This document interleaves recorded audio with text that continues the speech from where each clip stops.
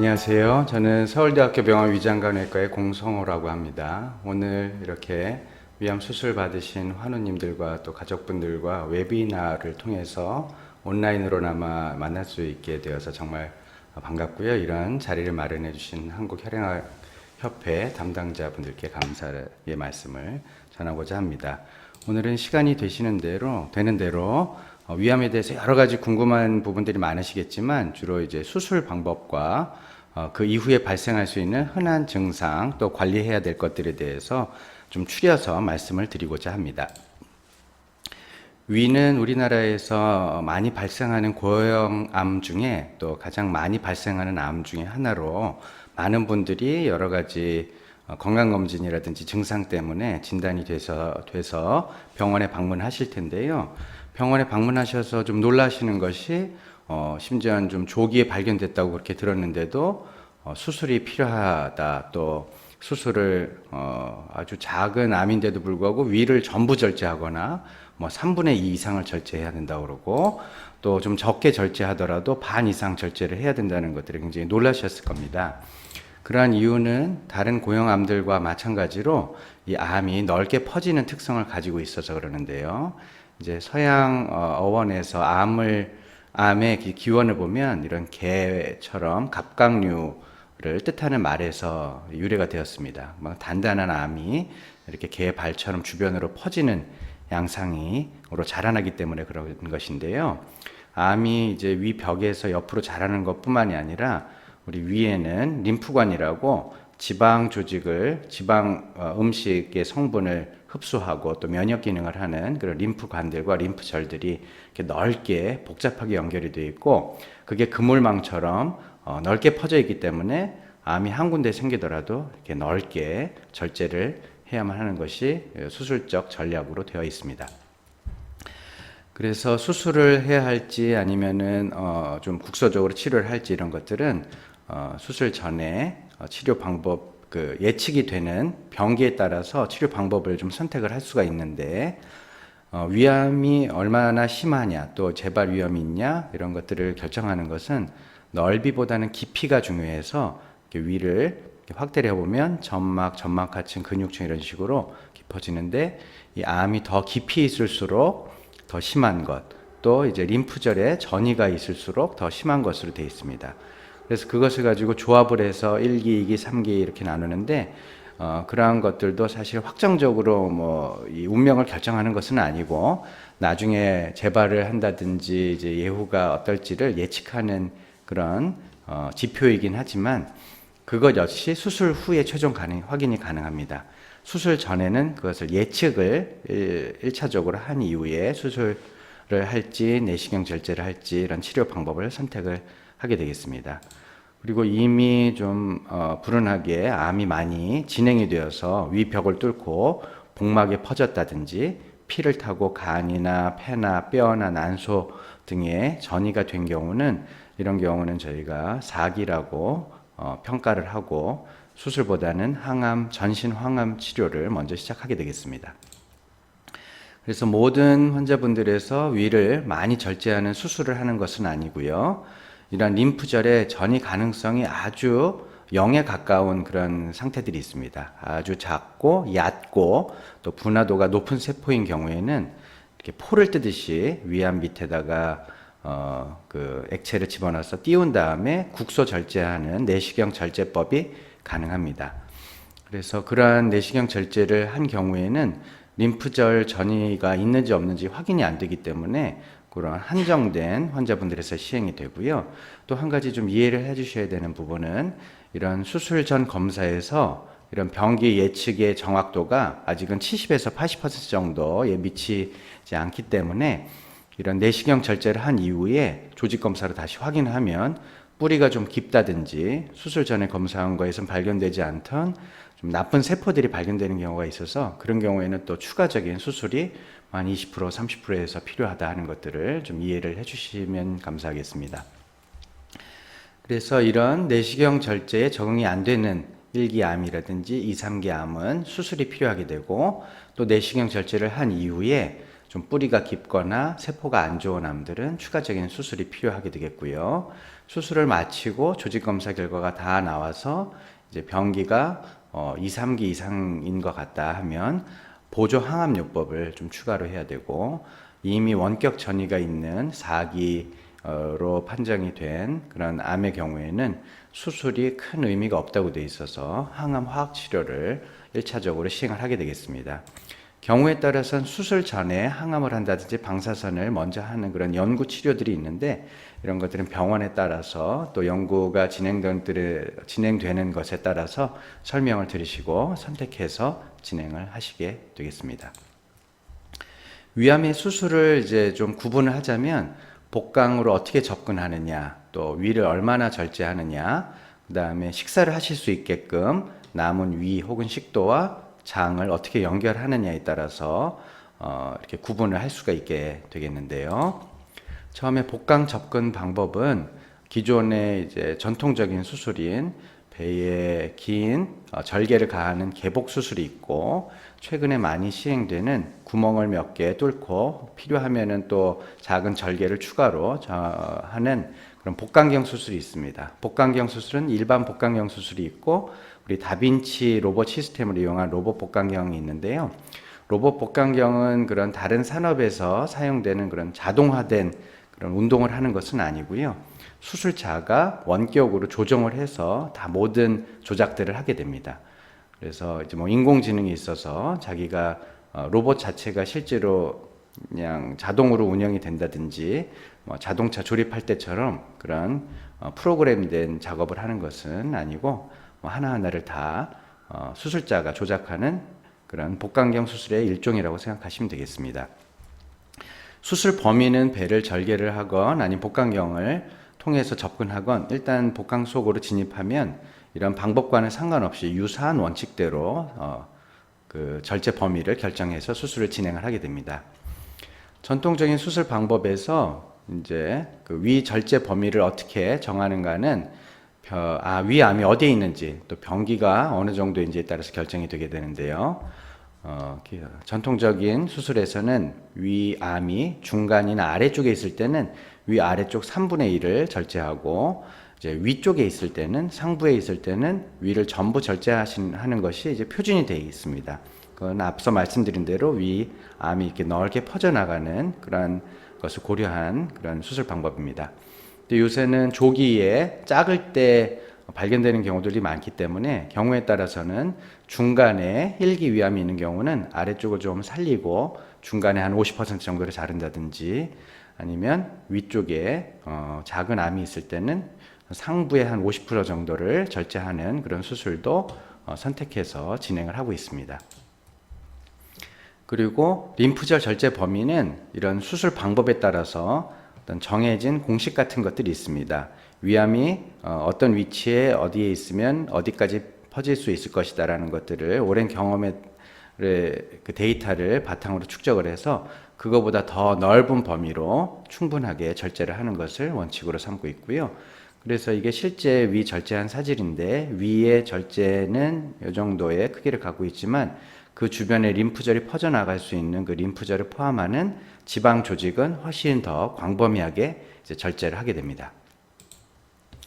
이렇게 절제를 하고 나서는 식사하실 수 있도록 하기 위해서 남은 위랑 다른 장을 연결을 해야 되는데요.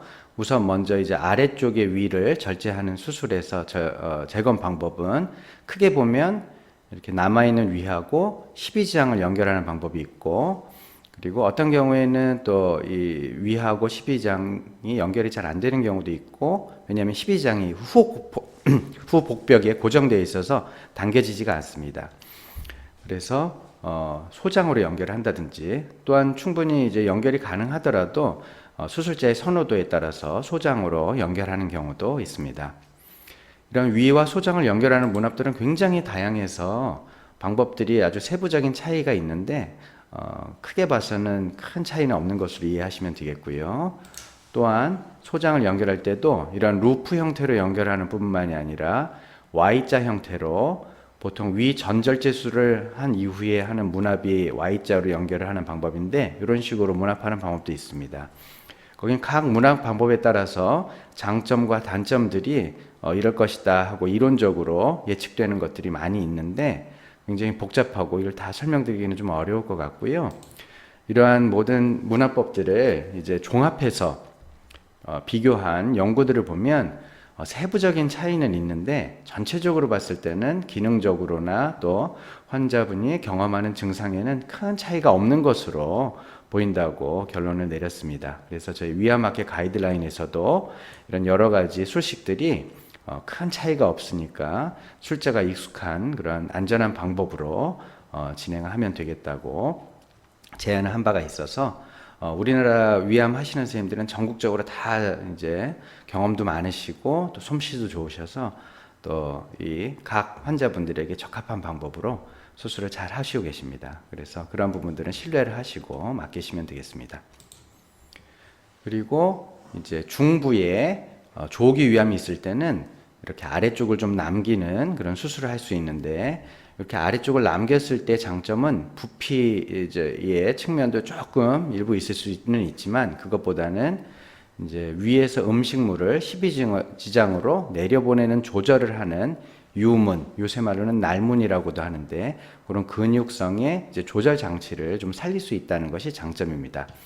그래서 그것이 그 유문이 이제 절제가 되면 음식물이 너무 빨리 내려가서 이런 증상들을 일으키고 또 영양적인 문제도 생길 수가 있는데 그 유문을 이제 보존을 하면 음식물이 너무 빨리 내려가는 것을 막아주고 또 영양적인 이득이 있다는 보고들이 있어서 이제 몇 병원에서 시행이 되고 있습니다.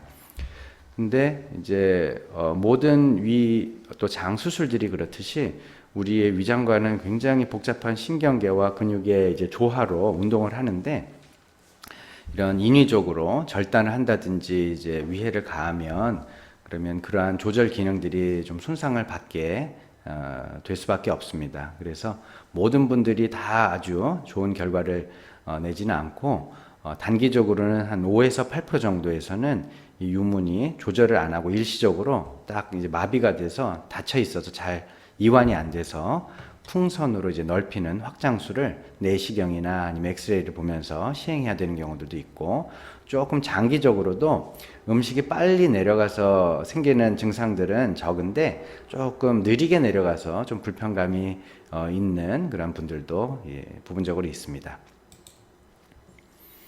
그리고 병변이 이제 위쪽에 있으면 위를 다 절제할 수밖에 없는 그런 상황들이 오는데요. 그런 경우에는 위가 없기 때문에 식도를 바로 소장에 연결을 해야 됩니다. 그런데 12지장이 이제 뒤에 붙어 있기 때문에 식도와 12지장을 바로 연결할 수는 없고 아래쪽에 있는 소장을 잘라서 끌어올려서 이렇게 Y자 형태로 연결을 해야 됩니다. 이 루라는 사람이 이것을 개발한 Y자 형태다. 그래서 루Y 문합이라고도 불리고는 하는데요. 이런 담즙이 역류하지 않도록 하기 위해서 한 40cm 정도 소장을 올려서 문합을 하게 됩니다. 그래서 위가 있는 경우보다는 식도에서 소장으로 바로 연결이 되는데 이 식도나 소장의 굵기가 한 손가락 한 2개 정도의 크기 정도로 좀 작기 때문에 아무래도 그 위쪽 위를 남기신 분들보다는 좀 처음에 섭취하는 양이 적고 조금 힘드신 경우들이 이제 생기게 됩니다. 그리고 위에 상부에 1기 혹은 조기의 위암이 있는 경우에는 위를 전부 절제할 필요 없이 위쪽 상부 50% 정도만 절제해도 재발률이 늘어나지 않는다는 것들은 저희가 알고 있는데 근데 문제는 이 식도와 남은 위를 바로 연결을 하게 되면 워낙 우리의 정상적인 위에는 식도에서 위로 음식이 내려갔다가 식도로 음식이 역류하지 않도록 하는 그런 기전이 있습니다. 그래서 식사하고 바로 누우시거나 물구나무를 쓰거나 해도 식도로 안 넘어오는데 수술하면서 그런 기전들이 파괴가 되기 때문에 식도하고 위를 바로 연결하면 굉장히 심한 위 식도 역류가 생기는 분들이 이렇게 있습니다. 그래서 이러한 이유들 때문에 최근까지 그 위쪽에 발생한 암에 대해서는 위를 전절제하는 것이 표준 수술로 되어 왔습니다. 그래서 이런 것들을 해결하기 위해서 여러 가지 문학 방법들이 개발이 되고 제안이 되었는데 뭐 한 가지 아주 완벽한 방법들이 아직 있지는 않고요. 그렇더라도 최근에는 한 2가지 정도 방법들이 복강경 이용해서도 많이 시행이 되고 있습니다. 한 가지는 바로 연결하면은 이제 역류가 되기 때문에 위 전절제수를 한 것과 마찬가지로 소장을 아래쪽에 끌어올려서 이렇게 연결하고요. 남아있는 위를 옆에다가 연결을 하는 것입니다. 그래서 남아있는 위가 없으면은 이건 전절제수라 한 이후에 Y자 모양으로 문합한 것과 똑같은데 옆에다가 위를 붙여서 음식이 이렇게 소장으로도 내려가고 또 위를 통해서 희비장으로도 내려가게끔 하고 요 한 10에서 15cm 정도 되는 소장이 이 역류를 막는 역할을 해서 그 심한 위 식도 역류가 일어나지 않도록 하는 방법입니다. 위를 다 절제하는 그런 방법에 비해서 이 음식물의 일부라도 이렇게 희비장을 통과할 수 있는데 여기에서 칼슘이나 아니면 철분 등의 음식물 그 영양 섭취가 일어나기 때문에 그런 측면에서 이득이 있고 또 일부 위가 남아있기 때문에 저장 작용을 좀 더 할 수 있지 않을까. 또 다음에 말씀드리겠지만 위가 남아있으면 비타민 B12번 흡수하는 데 도움이 되기 때문에 그런 부분들에서는 이제 장점이라고 생각을 하는데 또 한편으로는 또 일단은 전절제와 마찬가지로 위가 남아있더라도 음식이 여기 좁은 부분을 통과를 해야 되기 때문에 식사량이 그렇게 차이가 없을 수도 있다라고 생각하시는 분들도 있고 또 일부에서는 이렇게 저장되고 있는 위에 이 위의 움직임이 좀 아주 활발하지 않으면 음식이 오히려 여기에 중간에 쌓여서 도리어 불편감을 일으키는 그런 분들도 이제 있어서 그래서 그런 것들에 대해서는 이제 연구가 되어지고 있는 상황입니다. 또 한 가지 고려 사항은 아주 흔하지는 않지만 위의 아래쪽을 자르고 윗부분이 남아있는 분들에 비해서 위의 윗부분을 자르고 이렇게 아랫부분에 남아있는 그런 위는 우리나라에서는 새롭게 암이 발생할 확률이 조금 더 높은 그런 확률이 있습니다. 그래서 그런 부분들도 조금 고려사항이 되고요. 그래서 수술 자체는 그래서 큰 문제는 없이 잘 지금 이루어지고 있다고 보시면 되겠고요. 그리고 한 가지 고려사항은 이제 위가 남아있을 때는 장기간으로 또 남아있는 위에서 새로운 위암이 발생할 수도 있기 때문에 매년 그 내시경 검사를 저희가 추천하고 있습니다. 그런데 이런 이중 경로 문합을 한 경우에는 내시경 하시는 의사가 이런 위가 있다는 존재를 모르면 여기까지만 보고 여기에서 보면 이제 위 전절제수라고 똑같아 보이거든요. 그래서 검사를 마치고 그냥 끝낼 수도 있습니다. 그래서 내시경을 의뢰하는 우리 담당의 선생님들도 챙겨주시기는 하겠지만 내시경을 시행하기 전에 내시경하는 분들께 아래쪽에 위가 남아있다라는 것들을 정보를 한번 다시 상기를 시켜주셔야지 이 아래쪽까지 충분한 검사가 이루어질 수 있겠습니다. 또 하나는 일부 병원에서 또 한국이나 일본에서 지금 시도가 되고 있는 방법인데요. 이거는 한국말로는 아주 해석이 완벽하게 되진 않는데 이중 덮개 문합이라는 식으로 표현을 할 수는 있겠습니다.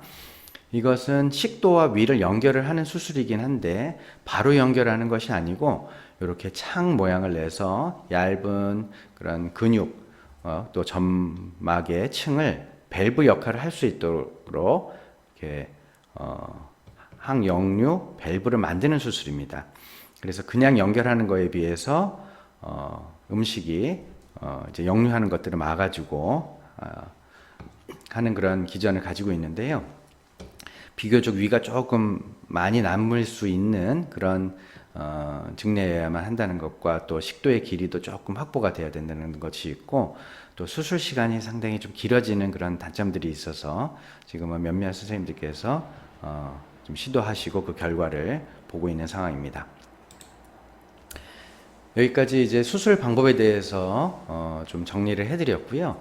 이제 이렇게 수술을 마치시고 이제 외래에 또 오시면서 또 2기 이상인 분들은 항암 치료도 하시고 또 그 이후에도 또 그 장기간 한 5년 정도까지는 저희가 기본적으로 외래를 방문을 하시게 됩니다. 그 목적은 이제 재발을 확인을 하고 또 위장 기능은 잘 확인을 하는지 또 식사하시고 하는 데는 불편함은 없으신지 또 장기적인 어떤 영양 관리에 챙길 것들도 몇 가지 있고 해서 계속 오시게 되는데요. 재발 확인을 위해서는 한 5년 정도까지 저희가 이제 확인을 합니다. 그래서 5년 이후가 되면은 이제 완치 판정을 받았다 이렇게 표현하시는 분들이 있는데, 사실은 그런 어떤 완치가 됐다는 걸 판정해주는 그런 기전이 있지는 않고, 이런 고형암에서, 특히 위암에서 수술 이후의 재발은 대개는 2, 3년 이내에 가장 흔하고 5년 이후에는 많이 드물어지기 때문에 한 5년 정도 지나면 이제 완치와 다름이 없다라고 표현을 하는 것입니다. 그리고 굉장히 드물게는 5년 이후에도 재발하는 그런 환자분들이 있긴 있습니다. 그래서 5년 사이에 전체적으로 재발 여부를 확인하기 위해서 CT나 초음파 등의 영상 검사를 한 3개월 내지 6개월마다 이제 하게 되고, 내시경은 앞서 말씀드린 대로 원래 수술했던 암이 재발하는 경우도 있고, 아니면 남아있는 위에서 새로 생기는 경우도 있는데, 이 남아있는 위에서 새로 생기는 경우들이 일반인에 비해서는 조금 빈도가 높기 때문에, 그래서 보통 이제 건강검진은 2년마다 하도록 권고가 되는데, 위 수술 받으신 분들은 1년마다 하시는 걸 권고를 드립니다. 위 전절제술을 한 경우에는 위가 없기 때문에 매년 할 필요가 없다고 생각하는 것이 일반적이지만, 그래서 어떤 분들은 그래도 이제 문압부라든지 식도에 이런 상태를 좀 확인하고자 매년 권고를 하시는 선생님들도 있고, 아주 안 할 필요가 없다고 하시는 분들도 있고 하시고요. 저는 개인적으로 그래서 한 2, 3년마다 한 번씩 하시도록 안내를 드립니다. 우리 혈액 검사 중에서는 CEA나 CA19-9라는 그런 암 재발이 있을 때 좀 올라가는 검사들이 있어서 추가적으로 하긴 하는데, 아주 정확하지는 않아서 보조적으로 이제 보는 그런 정도입니다. 그래서 이것들이 조금 높아졌다고 해서 아주 좀 걱정하시는 분들이 있는데, 아주 많이 걱정하실 필요는 없겠습니다. 한 가지 기억해 주실 것은, 이런 위암에서의 외래 진료는 대부분 위암에 집중하게 됩니다.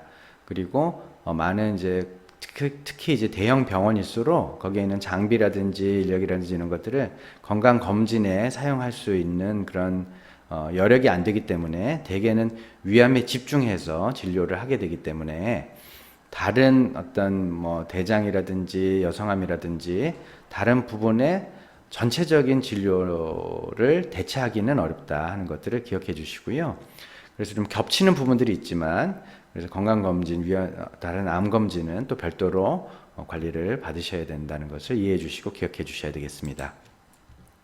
5년이 지나면 이제 재발암은 굉장히 드물지만, 남은 위에 새로 생기는 암은 수십 년 후에도 가능하기 때문에 매년 내시경 검사도 받으셔야 되고, 그리고 또 다른 암이 생기는 그런 발생이 조금 올라간다고 되어 있고, 장기적으로 영양 관리가 필요해서 5년 이후에도 이제 관리가 어느 정도 필요하겠습니다. 이런 검사를 하시는 데 있어서 한 가지 부연으로 주의사항을 말씀드리면, 위 수술을 한 이후에는 음식이 이제 중력이나 아니면은 그 남아있는 위에 운동을 통해서 내려가긴 하는데, 이제 신경들이 잘리기 때문에 위에 남아있는 음식을 완전히 비우는 그런 운동들이 좀 저하가 돼 있어서 위에 음식이 남을 수가 있습니다. 그래서 보통 통상적인 내시경에서 한 8시간 금식을 하는데, 그거보다 더 긴 시간을 필요로 해서 안내를 해드리는데, 이거는 금식만 해서는 위가 움직임이 이제 저하가 되기 때문에 다 내려가지는 않습니다.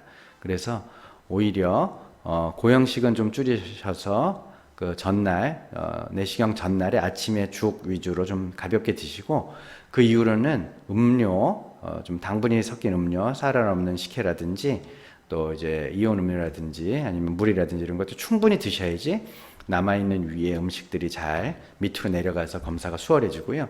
그런데 이런 준비 단계에서 특히 당뇨 환자분들은 조금 주의해서 준비를 하실 필요가 있겠습니다.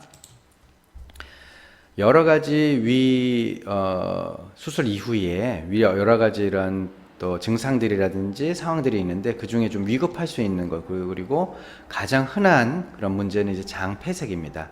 장폐색은 어떤 수술을 하든지 간에 이제 복벽이라든지 장들끼리 서로 붙어서 문제를 일으킬 수 있는 그러한 상황인데요. 가장 많은 것은 유착으로 수술을 하게 되면 어디 장들끼리 혹은 복벽이나 이런 데 붙을 경우가 있습니다. 그런 경우가 음식이 잘 내려가는 그런 구조로 그냥 유지가 되면서 붙어 있으면 큰 문제가 안 되는데, 어떤 이유로든 그런 붙어 있는 곳을 축을 해가지고 장이 돈다든지 하면 장이 막히고 증상을 일으킬 수가 있겠습니다. 또 드물게 장 속에 새로 이제 문합을 하면서 공간들이 생기는데 그쪽으로 장들이 기어 들어가서 돌아가지고 혈액이 막히고 장이 썩고 하는 그런 경우들도 드물게 생길 수가 있고요. 그리고 새로 종양이 생겨서 막히는 경우들도 있습니다. 그래서 이제 응급실에 가서 엑스레이를 찍어보면 보통은 우리 이런 위에 있는 가스가 엑스레이에서는 잘 보이지는 않은데 이렇게 용수철 늘어난 것처럼 장들이 많이 늘어나고 거기에 물도 많이 차 있고 하는 것들을 이제 볼 수가 있습니다. 그래서 가볍게 그런 소화불량이 일어나는 것 정도는 문제가 안 되겠지만 굉장히 아프고 또 구토가 나고 또 통증이 아주 심하고 또 열이 또 발생하고 이러면 빨리 응급실로 가셔야 되는 그런 상황이 되겠고요. 그리고 평소에 이제 이런 것들은 완전히 그런 거 100% 설명을 하지 못할 수는 있는데 이렇게 장폐색이 온들 분들의 또 많은 부분들이 좀 과식을 했다든지 아니면 그 전에 좀 컨디션이 안 좋은 상태에서 이런 증상들이 좀 악화되는 경우들이 있어서 평소에 자기가 개인적으로 좀 드실 수 있는 식사량에 그럼 적절량이 있습니다. 그래서 그거를 조금 지키시고 또 평소에 너무 과로하지 않으시고 컨디션 관리하시는 게 좋겠고요. 좀 가벼운 증상들이 있을 때는 너무 무엇을 이제 드셔서 해결하시려고 하시지 말고 좀 금식을 하고 걷고 하면서 좀 풀리기를 기다려 볼 수가 있고 그런 증상이 호전이 없거나 아주 통증이 극심하다 그럴 때는 위급한 상황일 수도 있기 때문에 근처에 있는 응급실에 방문을 하셔야 됩니다. 그 원인과 관계없이 일단은 응급실에 방문해서 장폐색이 있는 것으로 확인이 되면 그러면 좀 힘드시겠지만 콧줄로 위 또는 이제 장에 관을 넣어서 압력을 낮춰야 됩니다. 그거는 이제 우리 이런 풍선들을 꺾어가지고 이렇게 인형들을 만들고 할 때도 이게 계속 압력이 공기가 차 있으면 이게 풀리지가 않죠. 그래서 장들도 마찬가지로 여기 속에 있는 물이나 그 공기를 빼줘야지만 이제 풀릴 수가 있기 때문에 그런 감압을 해야 된다는 것을 이해를 해주시고요. 장기적으로 풀리지 않거나 아니면은 굉장히 통증이라든지 혈액 검사라든지 또는 발열의 상황이라든지 이런 것들이 이미 장이 꼬여가지고 막 썩으려고 하고 있다 할 때는 응급수술이라든지 또 좀 기다렸다가 추가적으로 수술적으로 확인을 해야 될 필요들도 간혹 생깁니다. 그리고 그 외에도 아주 응급하지 않더라도 좀 장기적으로 소화 기능과 관련된 증상들이 생길 수가 있는데 우리가 식사를 하면 입에서부터 식도, 위, 또 소장, 대장 해서 이렇게 음식이 나오게 되고 또 간과 쓸개, 췌장에서는 소화액을 만들어서 이렇게 소화에 도움을 되게 주게 됩니다. 그 중에 위의 기능을 이제 좀 집중해서 살펴보면 여러 가지 기능들이 있지만 좀 크게 보면 한 3-4가지로 좀 구분할 수가 있습니다. 첫 번째는 위에 이제 식사를 하시면 이 윗부분은 이렇게 보면은 윗부분이라고 생각이 되는데 사실 위가 누워 있기 때문에 이 부분은 위의 바닥이라고 위 바닥이라고 표현을 하고요. 식사를 하시면 음식이 여기 이제 고이게 됩니다. 그래서 여기는 밥통과 같이 저장 기능을 하게 되고 그 아래쪽에 이제 위 벽에서는 위산, 소화액 또 비타민 흡수를 위해 B12번 흡수를 위한 내인자 이런 분비가 되게 되고요. 아래쪽은 이제 맷돌처럼 그런 음식들을 파쇄하는 기능을 하게 됩니다. 그래서 저장해 있는 음식들이 이렇게 위 속에서 왔다 갔다 하면서 아래쪽에서는 부숴주고 다시 소화액과 섞이고 하는 그런 작용이 되고 이게 어느 정도 잘 부서진 다음에는 아래쪽에 유문 혹은 날문이라는 그런 근육성의 이제 조직이 요 문을 열었다 닫혔다 하면서 소화된 부서진 음식만 십이지장으로 전달을 하는 그런 역할을 하게 됩니다. 그래서 기본적으로 위의 기능은 저장하고 분쇄 기능이고 우리가 흡수하는 그런 기전은 소장에서 많이 이루어지게 됩니다. 그래서 위암이 생겨서 위를 절제를 해야 된다 그러면 내가 식사를 하는 것이 흡수가 안 될까 걱정하시는 분들이 꽤 있으신데 그런 걱정은 조금 덜어두셔도 되겠습니다. 위 전절제술을 받은 경우를 이제 예를 들자면 이제 저장하는 기간이 없어지죠. 그래서 소량씩 드실 수밖에 없게 되는데 그냥 소량만 드시면 안 되니까 처음에는 좀 자주 드셔야 됩니다. 그리고 위가 새로 이제 부분 절제를 하는 경우에도 위가 새로 생기거나 또 아주 늘어나는 것들이 무한정으로 되지는 않고 한계가 있기 때문에 어느 정도 그 개개인별로 좀 드실 수 있는 양이 있습니다. 어떤 경우에는 개인차가 좀 많이 이제 있기 때문에 위 전절제를 하고도 수술 전이랑 똑같이 드시는 분들도 있기는 하지만 그래도 평균적으로는 위가 좀 부분적으로 남아있는 분들은 조금 한 반 정도 혹은 60% 정도 드시고 또 위가 없으신 분들은 그거보다 더 좀 적게 드시게끔 됩니다. 그리고 소화액들이 이제 떨어지게 돼서 조금 소화에 불편감을 가지고 계시는 분들이 있는데요. 이럴 때는 필요할 때는 소화제를 좀 복용을 하셔도 됩니다. 특히 이제 소화 효소제인 경우에는 우리 몸에서 생겨서 이제 소화에 도움을 되는 그런 성분들이랑 크게 다르지 않아서 몸에 그렇게 큰 영향을 미치지는 않습니다. 그래서 소화제를 많이 이제 드시면 혹시 몸에 있는 그런 우리 그 몸 자체가 가지고 있는 소화액을 만드는 기능이 떨어지지 않을까 좀 걱정하시는 분들이 있는데 그러한 염려는 많지 않으니까 좀 필요하시면 같이 드시고 또 소화제는 이제 음식과 섞여서 내려가는 게 도움이 되기 때문에 꼭 식후 30분 이렇게 지켜서 드시는 게 아니라 식사하시는 중간에 이렇게 드셔도 그게 섞여서 도움이 될 수가 있겠습니다. 그리고 이제 분쇄 기능도 이제 위 아래쪽을 절제를 하면 그게 없어지죠. 그래서 이제는 예전에는 뭐 깍두기나 뭐 멸치 이런 단단한 것들을 그냥 꿀떡꿀떡 삼켜도 다 위에서 파괴를 해줬는데 이제는 입에서 다 미음처럼 넘겨서 만들어가지고 넘긴다 하는 그런 버릇을 좀 갖춰야 됩니다. 초반에는 좀 하시다가 나중에 가면은 이제 또 예전 버릇이 빨리빨리 드시는 그런 습관 때문에 그래서 이제 빨리 많이 못 씹어서 넘기시는 경우들이 있고 그런 것들이 좀 불편감으로 이어지는 경우들이 또 있습니다. 그리고 위 전절제술이나 다른 수술들도 이렇게 십이지장이나 소장을 우회를 하게 되면 철분, 칼슘, 비타민 등의 흡수들이 저하가 되기 때문에 이런 부분들을 좀 필요하면 좀 챙겨서 또 추가로 드셔야 되고 그리고 배출을 조절하는 그런 유문이 없어지기 때문에 이런 증상들이 좀 생기게 되는데 이거는 다시 말씀을 드리겠습니다. 그래서 위 수술하신 분들은 덤핑 증후군이라는 말들을 이제 많이 들어보셨을 거예요. 그래서 위에서 내려가는 조절이 잘 되지 않고 빨리 내려가서 우리 덤프트럭처럼 후루룩 내려가서 생기는 그런 증상들입니다. 덤핑 증후군은 조기 덤핑이라는 식사 직후에 한 30분 이내에 생기는 것과 후기 덤핑으로 나눌 수 있는데 조기 덤핑 증후군이라는 것은 말대로 식사 직후에 좀 진한 음식물들이 소장에 막 이렇게 내려가는데 소장에선 그것이 이제 감당이 안 되니까 아주 전신적인 그런 힘든 그런 현상들이 생기는 겁니다. 그래서 심장도 빨리 뛰고 막 어지럽고 설사도 하고 장도 아프고 그런 증상들이 생기는데요. 일단은 좀 음식을 소량씩 천천히 여러 번 나누어서 섭취하시는 거를 좀 대체 방법으로 시도를 해볼 수가 있고요.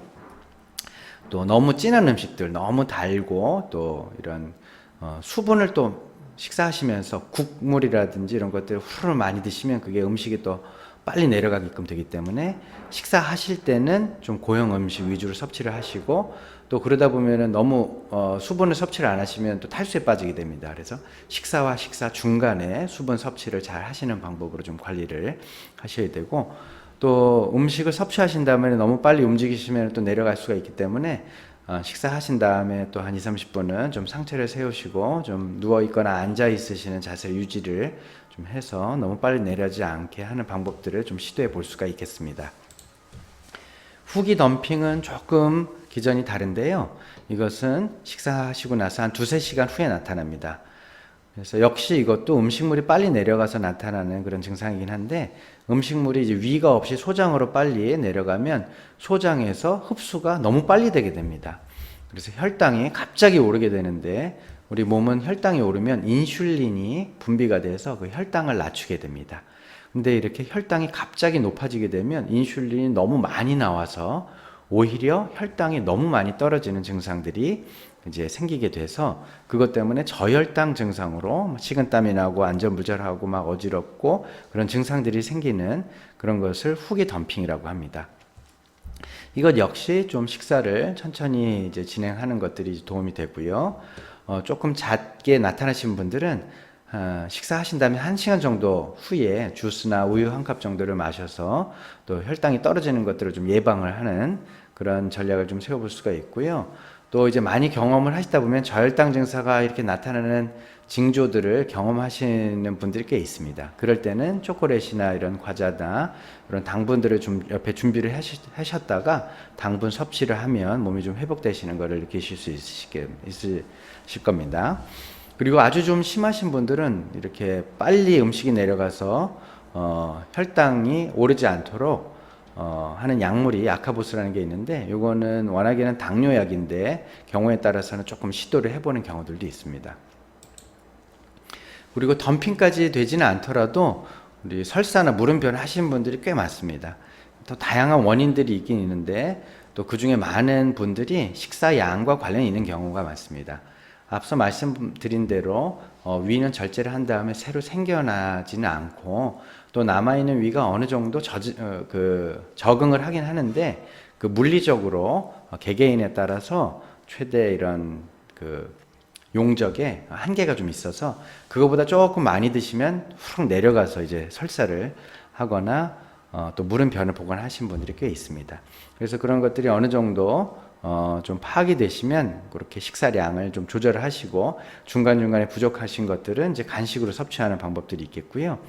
또 일부 환자분들은 수술 전에 잘 드시던 것도 수술 이후에는 좀 예민해지셔서 못 드시는 음식들이 있습니다. 특히 이제 댁에서 식사하실 땐 괜찮은데 외식하면은 꼭 설사하시는 분들도 있고 그렇게 조금 예민해지시는 분들이 있는데 그런 것들은 좀 회피를 하실 필요가 있고, 또 한편으로는 이게 일회성으로 나오는 경우에는 몸에 무슨 문제가 있다든지 재발을 했다든지 이런 문제는 아니기 때문에 조금 이제 간혹 이렇게 외식을 하신다든지 좀 마시는 거 특별히 드시고 싶으신 것들을 좀 드시면 뭐 일회적으로 이렇게 설사가 좀 나오는 것들은 좀 감수하시더라도 조금씩 드실 수는 있을 겁니다.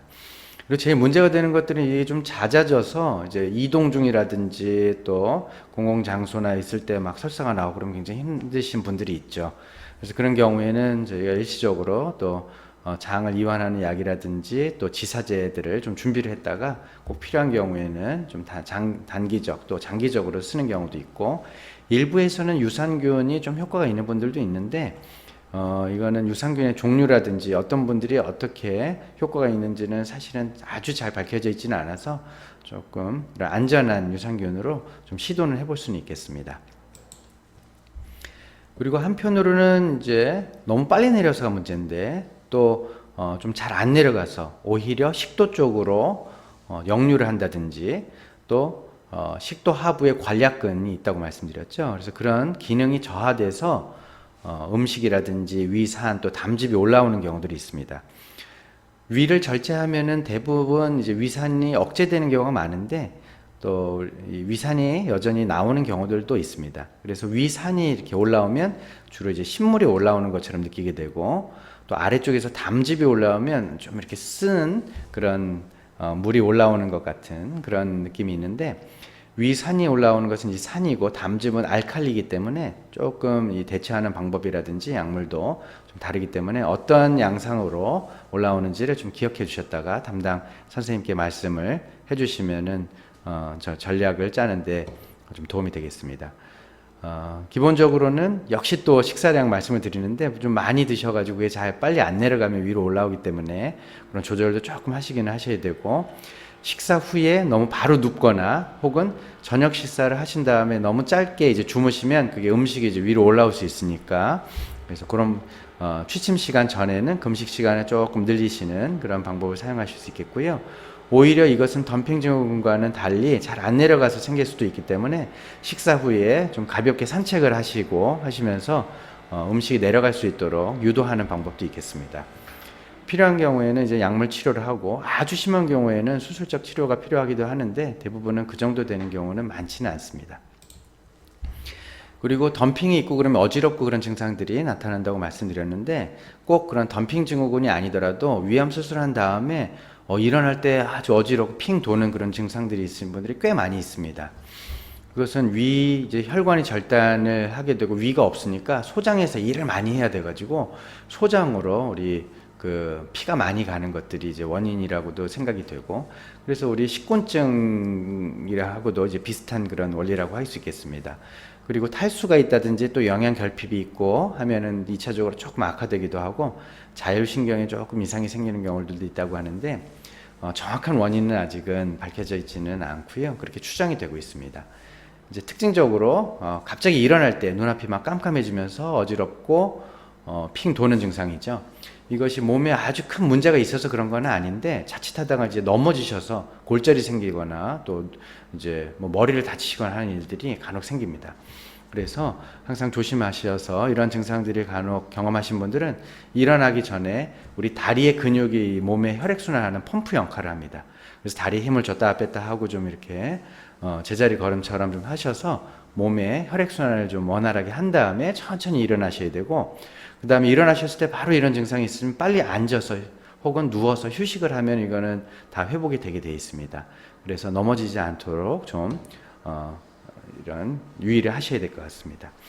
근데 이렇게 그냥 앞이 깜깜해지는 증상, 그냥 그 자리에서 어지러움과는 달리 주변이 막 빙빙 돌면서 막 토할 것 같고 이런 어지러움이 생기는 경우가 있는데, 이런 경우는 귀의 문제이거나 신경계 문제일 수가 있기 때문에 이런 증상들이 생긴다 하면 이비인후과나 신경과 진료를 받으셔야 할 필요도 있습니다. 그리고 이제 체중 감소가 또 많이 이제 또 걱정이 되시고 또 염려가 되시는 그런 문제 있는데, 저희가 평균적으로는 수술을 하고 나면 위를 자르기 때문에 5에서 15% 정도 체중 감소가 있게 되긴 합니다. 그래서 대개는 한 1년 정도까지 점차 감소하고 1년 후에는 유사하게 유지가 됩니다.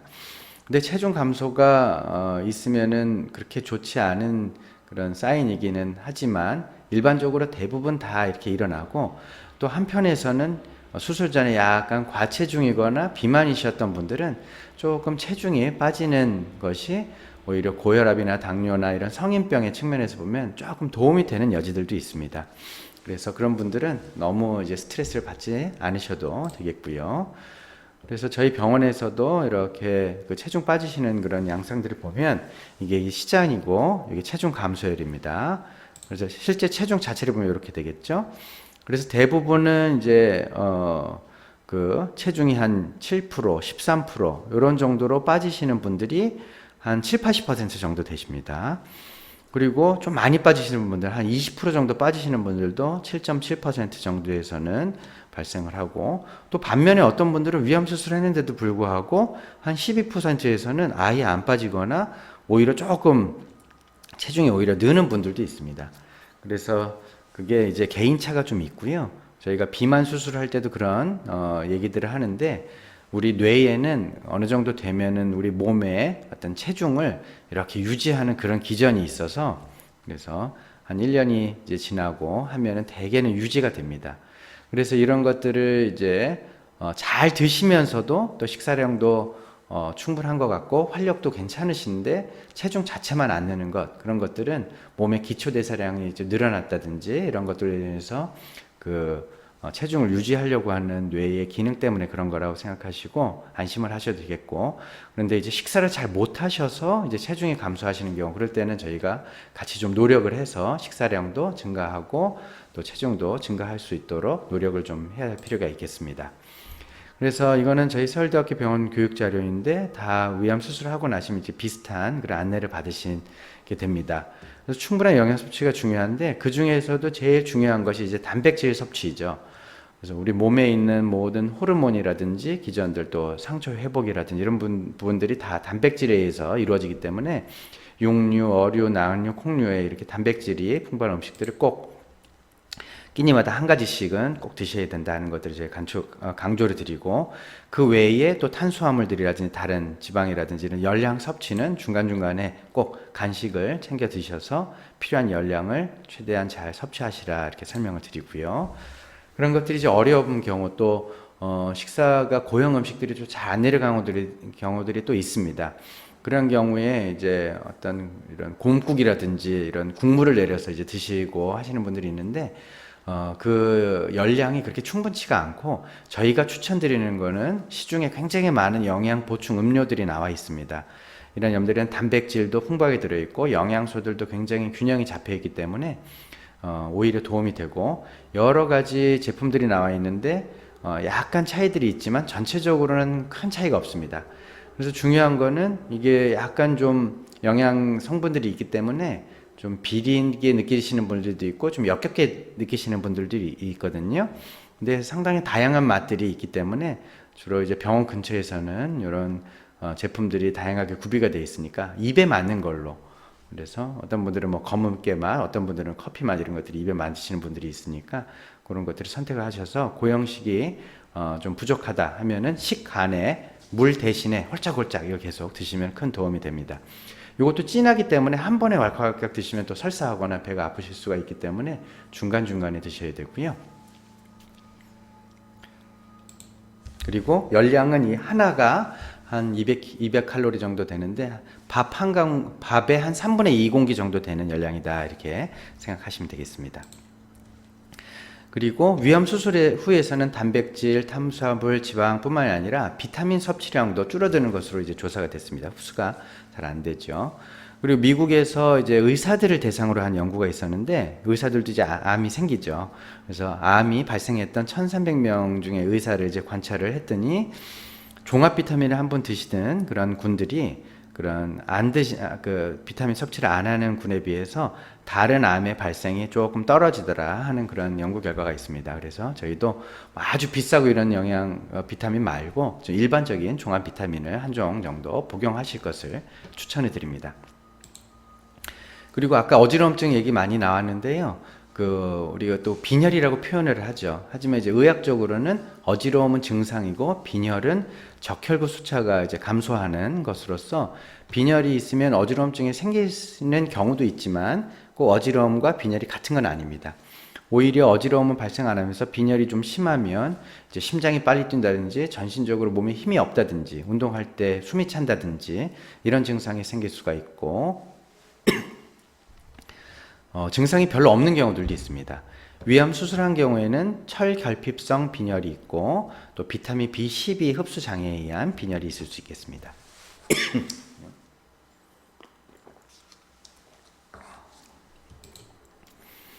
그래서 적혈구는 우리가 철분으로 많이 이제 이루어져 있는데, 우리 몸에 산소를 전달하는 그런 기관입니다. 그래서 이게 부족하면은 몸에 어떤 활력이 떨어지고 생활하시는데 이제 불편감이 나타나실 수가 있죠.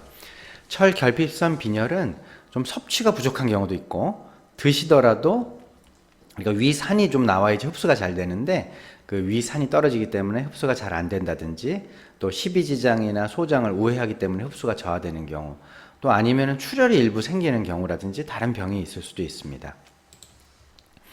그래서 철분 함유 음식을 좀 드셔야 되는데, 또 우리 시중에는 이제 붉은 고기도 이런 것들이 몸에 안 좋고 또 암을 발생시킨다 해서 아예 안 드시는 분들이 계십니다. 실제로 그렇지는 않고요. 조금 이런 고기들을 태워서 드시거나 이런 부분들에서는 좀 위험성이 있다고는 하지만, 이 고기 자체는 가장 철분이 많이 들어가 있는 것들이니까 가능하면은 좀 잘게 해서라도 좀 드시는 게 좋고, 그 외에 이제 시금치나 녹황 채소, 또 콩이나 견과류 등에도 철분이 함유가 되어 있으니까 좀 챙겨서 드시면 좋겠고요. 이미 이제 철분 섭취가 잘 안 되고 해서 빈혈이 있는 경우, 이런 경우에는 약을 좀 드셔야 됩니다.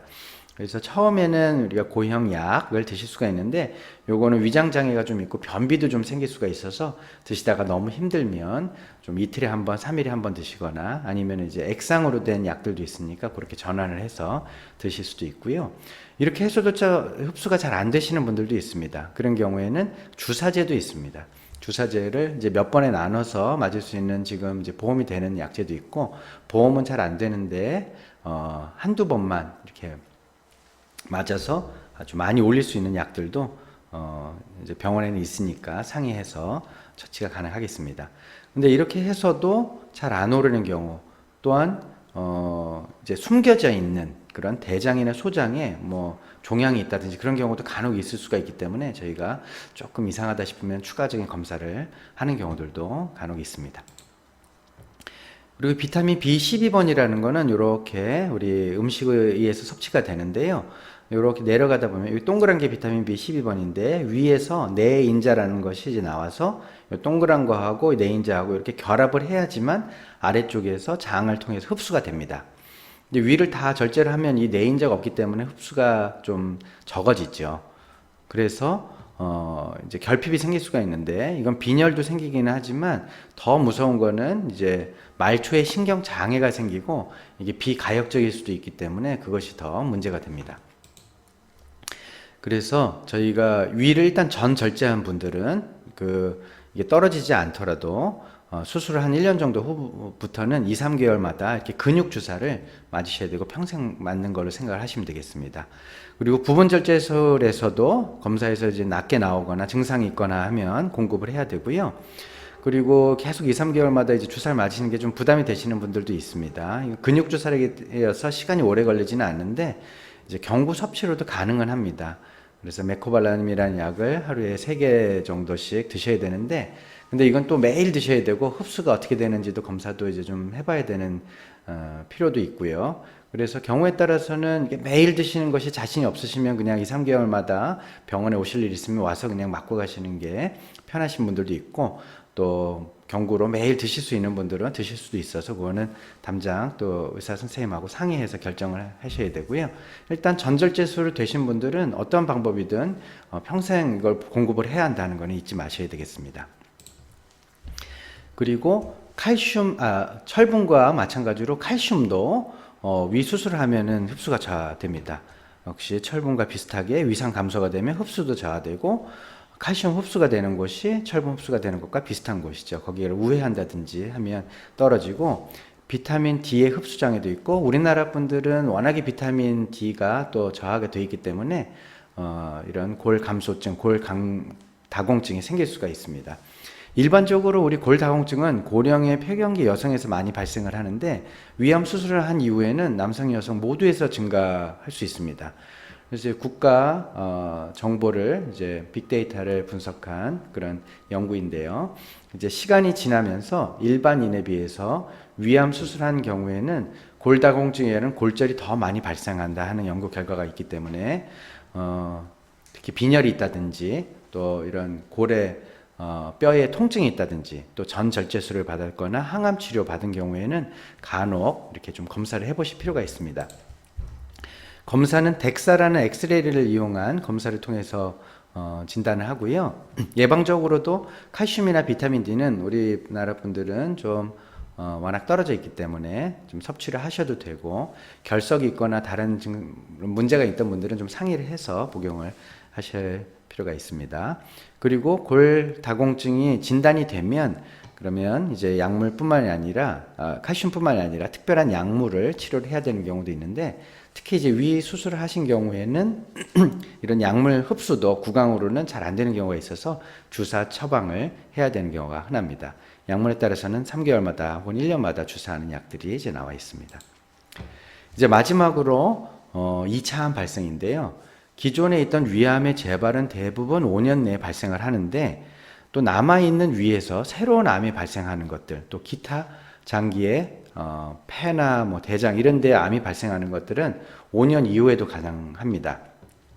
그래서 일본에서 한 연구들에 의하면은 633명을 10년 동안 관찰했더니 남아있는 위에 새롭게 발생하는 암이 2.4% 그리고 다른 데 생기는 암이 또 9.6%로 나타난다.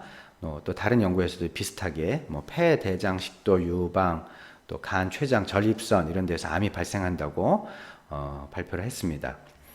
우리나라도 좀 비슷하다고 할 수 있는 일본에서의 암 등록 자료 연구를 보면은 일반인에 비해서 얼마나 그럼 이런 암들이 많이 발생할 것인가를 보면 뭐 여러 가지 암들에서 아주 많이 발생하지는 않습니다. 보통 일반인들에 비해서 한 배 반 정도 발생을 한다고 되어 있긴 하는데 또 어떤 분들은 이게 검사를 이제 자주 하고 하니까 발견이 많이 되는 것이 아니겠느냐라고 말씀하시는 분들도 있지만 어쨌든 뭐 현상학적으로는 발생이 많이 발견되는 것이긴 합니다. 그래서 좀 장기적으로 건강검진을 또 별도로 5년 이후에도 하시는 것이 좋겠다라고 권고를 드립니다. 예, 굉장히 많은 내용들을 말씀을 드렸는데요. 일단 위암 수술에 대해서는 여러 수술 방법들이 각각 장단점이 있기 때문에 워낙 우리나라 또 위암 수술하신 분들은 다 잘하시기 때문에 좀 신뢰를 하시고 믿어보시는 것이 좋겠습니다.